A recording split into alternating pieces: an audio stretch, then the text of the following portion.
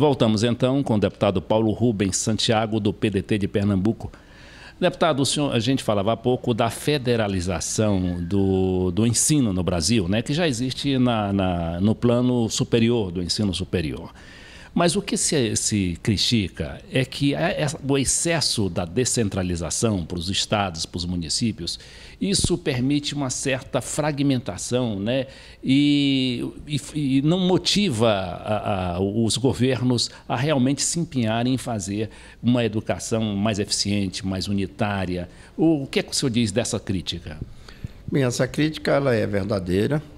Nós temos muita dispersão, embora o governo federal, através do PAR, o Programa de Ações Articuladas, já venha trazendo os estados e municípios para o enfrentamento das deficiências educacionais, seja no ensino médio, seja no acesso à educação infantil, seja no transporte escolar, seja na baixa qualidade da merenda escolar. O governo federal já tem trabalhado no sentido de convergir as suas ações com os estados e municípios. Agora, no plano que é proposto pelo projeto 8035, não aparece um sistema nacional de gestão, um sistema nacional de gestão democrática. Como nós temos as regras do SUS, nós temos os fundos municipais e estaduais, o Fundo Nacional de Saúde, nós temos as conferências nacionais, as conferências estaduais e municipais de saúde, nós temos o papel dos conselhos, que tem que acompanhar a execução dos gastos em saúde. Os conselheiros têm que emprestar o seu aval à prestação de contas, que é apresentada, por exemplo, pelos secretários municipais de saúde. Ora, como é que o mesmo país que mantém uma gigantesca estrutura para oferecer saúde pública à população não tem algo similar a esta estrutura no campo da educação? Isso não se explica. Então, nós só vamos garantir que as metas, por exemplo, o município tem a obrigação de garantir 100% de matrículas aos 4 e 5 anos na educação infantil. Quem é que vai fiscalizar? Qual vai ser a decisão do município? Vão se construir novas escolas ou novas salas de aula dentro das atuais escolas existentes? Quais são as metas para a implantação de bibliotecas? Em quanto tempo nós deveremos ter bibliotecas em todas as escolas da educação básica brasileira?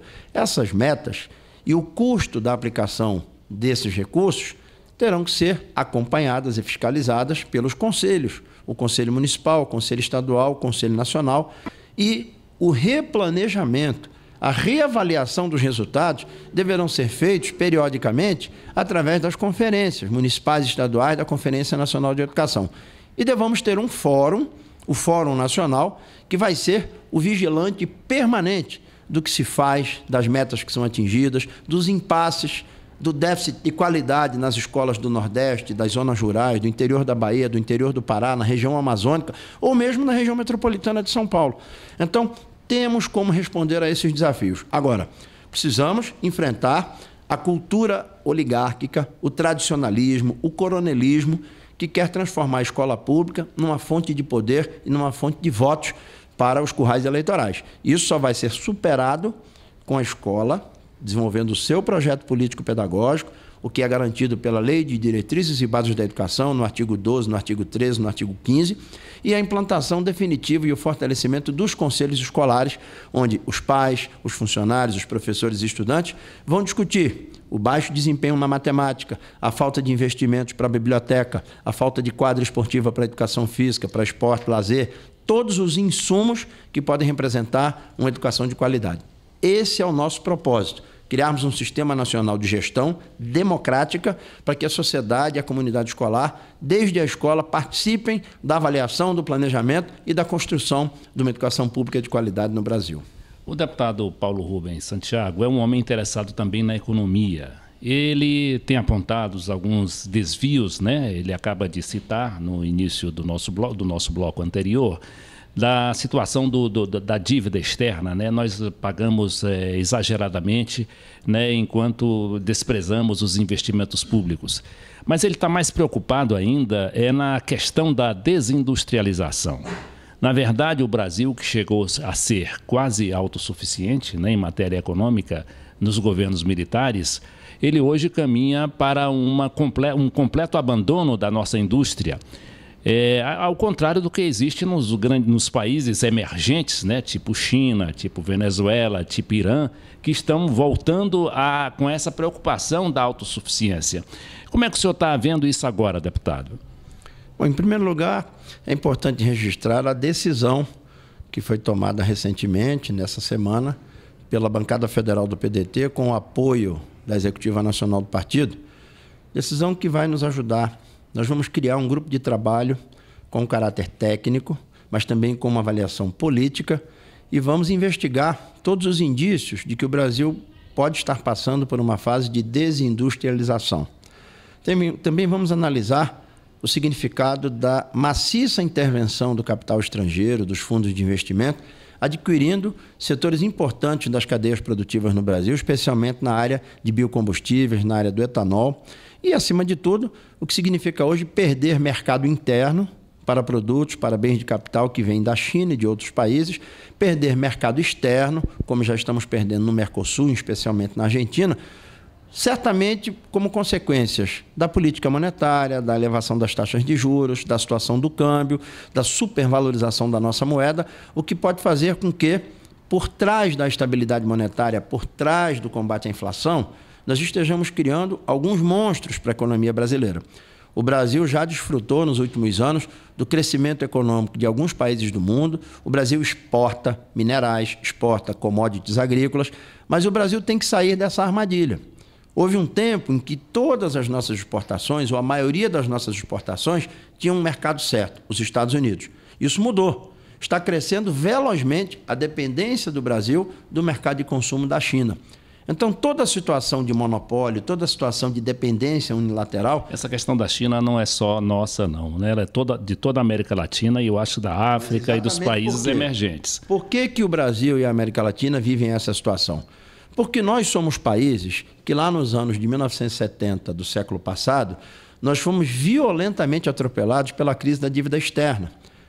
Nos estimularam a contrair empréstimos internacionais, havia uma facilidade de capitais circulando nos principais centros financeiros do mundo e vendeu-se para esses países a tese de que o país que não se endivida não cresce.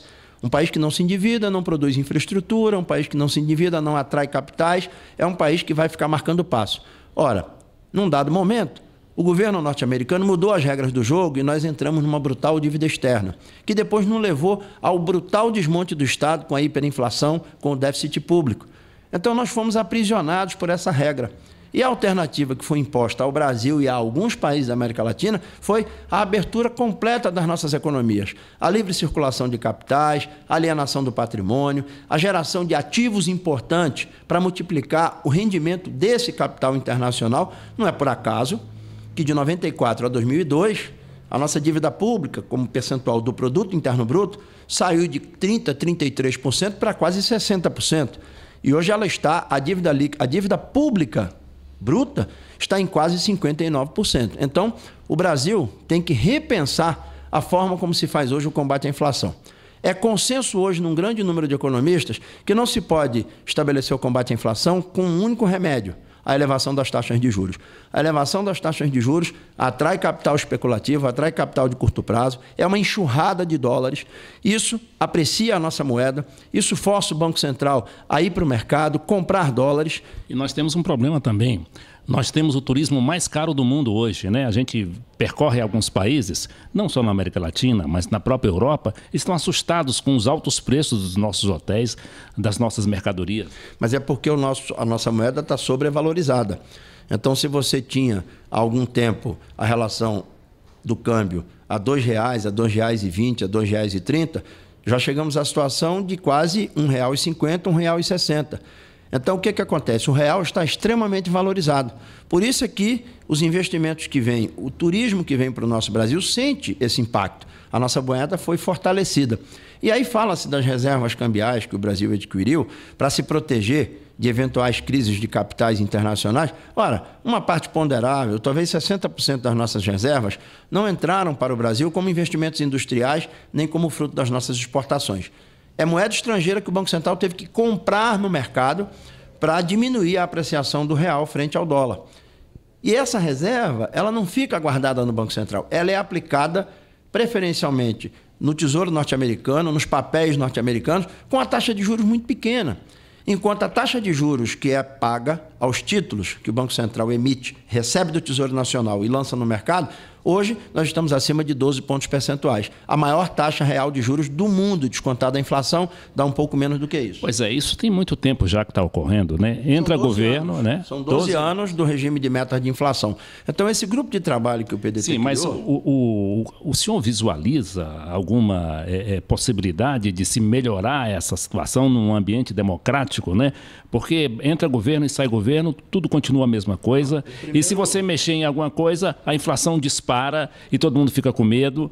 Não é bem assim. O que há, na verdade, é um conjunto de convenções para justificar determinados interesses. Isso foi dito lá em 1936 pelo economista inglês John Maynard Keynes, foi dito em 98 pelo grande economista Celso Furtado, foi dito recentemente pelo professor já falecido Fábio Herber, da Universidade Federal do Rio de Janeiro. São convenções para justificar nos bastidores a supremacia de alguns interesses. Interesses de uma classe, que hoje é a classe que domina o capitalismo internacional, que é a classe rentista.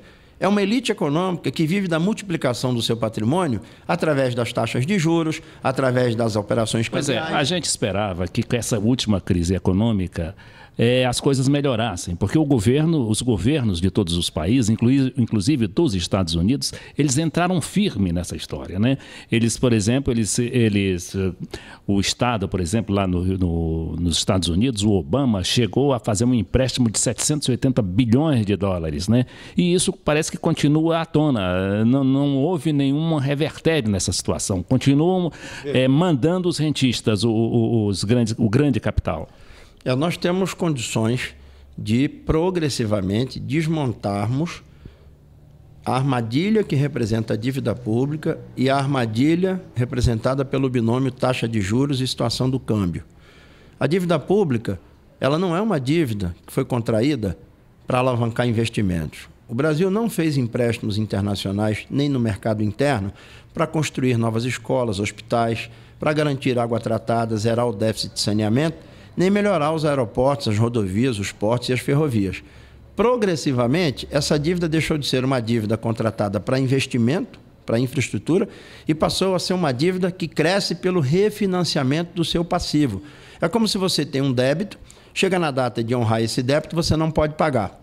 O que acontece? O juro que você deixou de pagar, ele é incorporado ao montante da dívida, e aí ela passa a ser exigida de você com uma nova quantidade de valores, com um novo juro embutido em cima desses valores. Então, nós tivemos, de 94 a 98, essa dívida em papéis do Tesouro Nacional subiu de 11% para 35%, porque essa foi a pressão da comunidade financeira internacional, ganhar dinheiro sem se preocupar com indústria, com trabalho, com sindicato, ganhar dinheiro através da renda dos papéis, do mercado secundário de ações e de outros contratos. Agora, a velha ciranda financeira, não é? Nós temos propostas respaldadas por inúmeros economistas, propostas que são defendidas pelo professor Carlos Lessa, o professor Fernando Cardim de Carvalho, o professor Fernando Ferrari, propostas publicadas há 2 anos num livro importante, coordenado pelo professor José Luiz Oreiro, aqui da Universidade de Brasília, sobre metas de inflação e política monetária. Vamos, aos poucos, desamarrando essa estrutura